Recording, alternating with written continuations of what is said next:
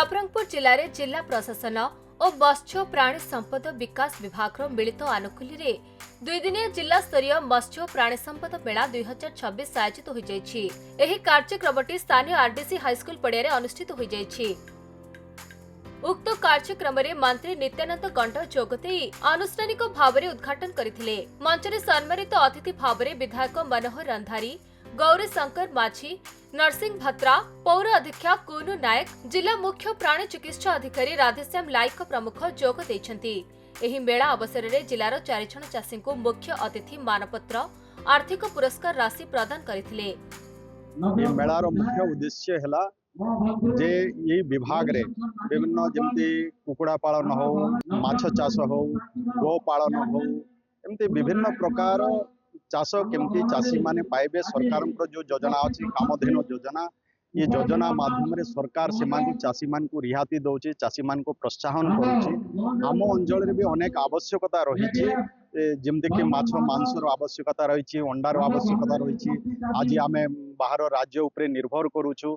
बाहर राज्य आसिले आमर माछ मांस एठिर लोक पाउछन्ति।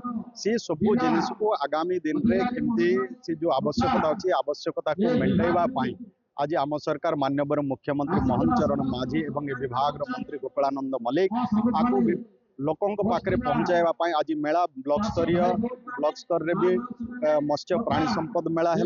ता सहित भी आज जिला स्तर रे होइछे। आ जो माने भलो चाषी अछंती, जो माने सफलता अर्जन करिसंती, सेमान को भी आज मंच रे सेमान को सम्मानित करा जाउची, तांको प्रोत्साहन दिया होउची, जहा फल रे आगामी दिन रे और भी चाषी बाहरिबे एवं सरकार रो जो योजना अछि से योजनार लाभ नेबे। मत्स्य प्राणी संपद मेला 2 दिन 4 तारीख और 5 तारीख जिला प्रशासन और मत्स्य प्राणी संपद विभाग तरफ नवरंगपुर आरसीडी पड़िया आरंभ होती।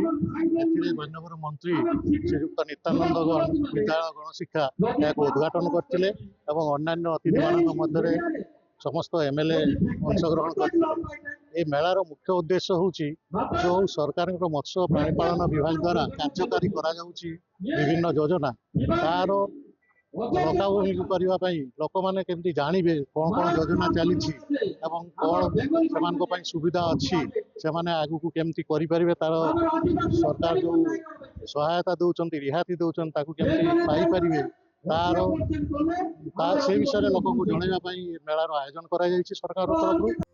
नवरंगपुर प्रभात भत्रा रिपोर्ट, खबर ओडिशा।